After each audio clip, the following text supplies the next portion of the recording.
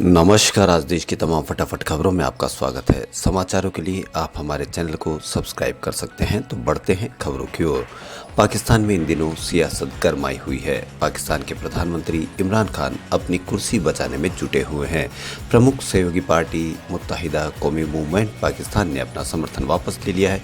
इसके साथ ही उन्होंने नेशनल असेंबली में अपना बहुमत खो दिया है। आज पाक पीएम के खिलाफ लाए गए अविश्वास प्रस्ताव पर वोटिंग होनी है, जिसके बाद ये तय हो पाएगा कि इमरान खान पाकिस्तान के पीएम बने रहेंगे या नहीं। इस बीच वोटिंग से पहले संसद के आसपास के रेड जोन वाले इलाकों को सील कर दिया गया है। हजारों पाकिस्तानी सैनिकों की तैनाती की गई है। इस्लामाबाद में एहतियातन धारा 144 लागू है। बता दें कि पाकिस्तान के 73 साल से अधिक लंबे इतिहास में उस पर आधे से ज़्यादा समय तक शक्तिशाली सेना की हुकूमत रही है। पाकिस्तान में सुरक्षा और विदेश नीति से जुड़े मामलों में अब तक सेना का अच्छा खासा दखल रहा है। मुल्क में जारी राजनीतिक संकट के बीच पाकिस्तान के सेना प्रमुख जनरल कमर जावेद बाजवा ने कथित तौर पर इस हफ्ते प्रधानमंत्री इमरान खान से मुलाकात की है।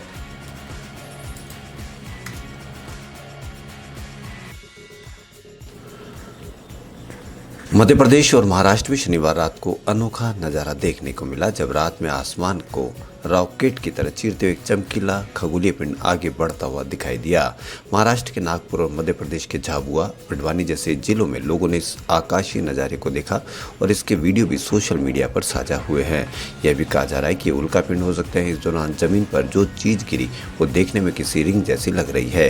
एक जानकारी के अनुसार ये कोई उल्का पिंड नहीं बल्कि किसी सैटेलाइट का टुकड़ा है जो क्रैश होकर जमीन पर गिरा है। हालांकि इसकी पुष्टि नहीं हो सकी है, लेकिन इस मामले में जांच की जा रही है। प्लाटबोरी गांव से जो ये तस्वीरें सामने आई उसमें एक लोहे की बड़ी रिंग नजर आ रही है। ग्रामीणों का कहना है कि उन्होंने अचानक भयावह आवाज़ सुनी और डर के कारण घरों से बाहर निकले तो आसमान से उन्हें ये आग का गोला नजर आया जो बेहद गर्म था। जब ये रिंग आसमान में दिखा तो बिल्कुल आग के जैसी चमक रही थी, इसलिए कई लोग इसे उल्का पिंड समझ बैठे।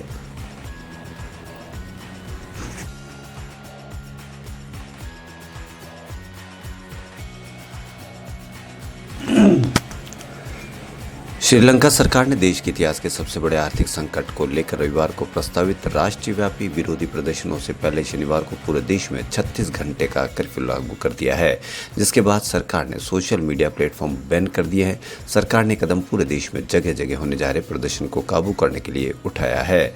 गजट अधिसूचना में राष्ट्रपति ने कहा कि मेरी राय में श्रीलंका में आपातकाल लागू करना सार्वजनिक सुरक्षा व्यवस्था के साथ साथ समुदायों के लिए जरूरी वस्तुओं और सेवाओं की आपूर्ति बनाए रखने के हित में है। उन्होंने कहा कि मैं समझता हूं कि क्षेत्रों में सार्वजनिक व्यवस्था बनाए रखना आवश्यक है।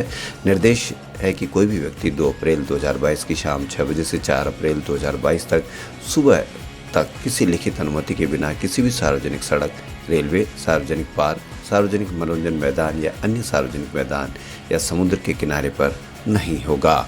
आर्थिक संकट से जूझ रहे श्रीलंका में हालात बेहद ही खराब होते जा रहे हैं। अब सरकार ने सोशल मीडिया प्लेटफॉर्म भी बैन कर दिया है। रविवार से फेसबुक, ट्विटर, व्हाट्सएप या इंस्टाग्राम सहित तमाम social media platform out of service हो गए हैं।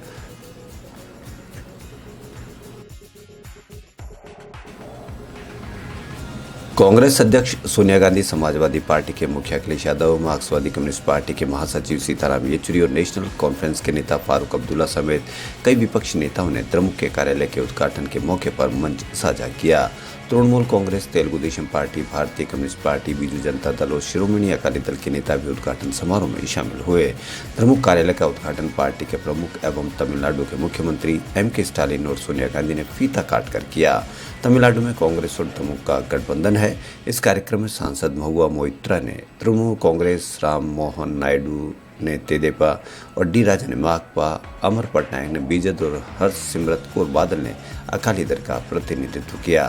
तमिलनाडु सरकार के कई मंत्री और द्रमुक के सांसद और स्टालिन के पुत्र उदयनिधि स्टालिन भी कार्यक्रम में मौजूद थे।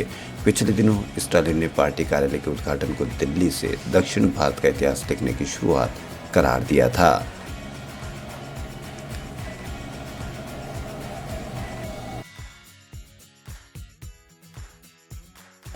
राजस्थान में 12 साल के इतिहास में पहली बार मार्च का महीना सबसे गर्म रहा।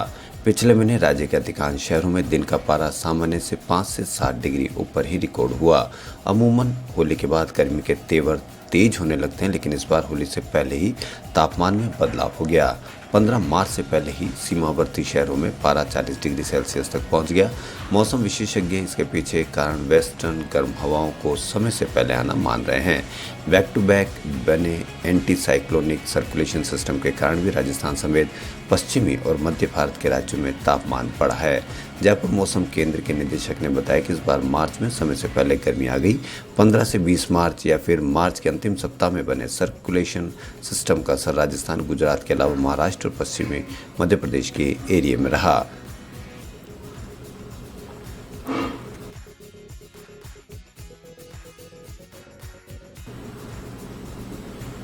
5 राज्यों में विधानसभा चुनाव खत्म होने के बाद देश में एक बार फिर महंगाई का दौर शुरू हो गया है। अंतर्राष्ट्रीय बाजार में क्रूड ऑयल की घटती कीमतों के बावजूद पेट्रोल डीजल की कीमत हर दिन बढ़ रही है। रविवार को यानी आज भी पेट्रोल 88 पैसे और डीजल 82 पैसे महंगा हुआ है। इसके बाद जयपुर में 1 लीटर पेट्रोल की कीमत बढ़कर 115 रुपये 83 पैसे यानी 116 रुपये के पास पहुँच गई, जबकि डीजल 98 रुपये यानी 100 रुपये के पास पहुंच गया। ऐसे में मार्च महीने के 13 दिन में बार बड़ी कीमतों के बाद पेट्रोल 8 रुपये 72 पैसे और डीजल 8 रुपये 7 पैसे महंगा हो चुका है। राजस्थान पेट्रोल डीलर्स एसोसिएशन के अध्यक्ष सुनीत बगई ने बताया कि भारत के टॉप फ्यूल रिटेलर्स को नवंबर से मार्च के बीच करीब 2.25 अरब डॉलर के रेवेन्यू का नुकसान हुआ है।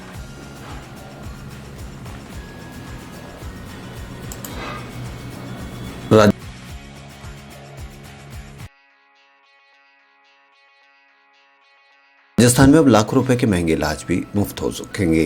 Cochlear implant, bone marrow transplant, organ transplant, blood platelets, plasma transfusion और बोन कैंसर में प्रोथेसिस जैसे इलाज भी मुफ्त हो सकेंगे।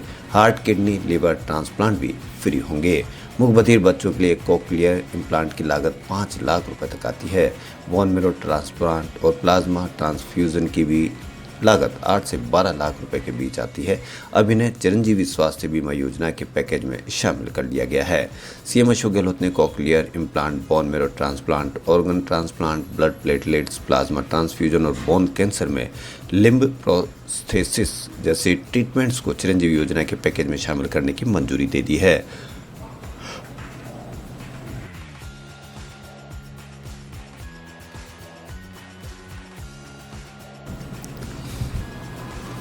रणबीर कपूर और आलिया भट्ट काफी समय से अपनी शादियों को लेकर सुर्खियों में बने हुए हैं। रिपोर्ट्स के अनुसार कहा जा रहा है कि दोनों अब इसी महीने अप्रैल में शादी के बंधन में बंधते जा रहे हैं। दोनों अपनी पर्सनल लाइफ को लाइट से दूर रखते हैं। यह शादी क्लोज फ्रेंड्स और फैमिली के बीच होगी। रिपोर्ट्स के अनुसार आलिया और रणबीर की शादी मुंबई में क्लोज फ्रेंड्स और फैमिली के बीच होगी। रणबीर ने खुद शादी का वेन्यू अपने पूर्वजों को घर RK हाउस फाइनल किया है।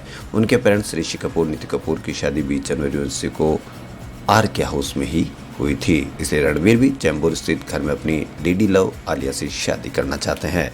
खबरों फिलहाल इतना ही। यदि आपको हमारा चैनल पसंद आए तो लाइक, सब्सक्राइब और शेयर अवश्य करें। धन्यवाद।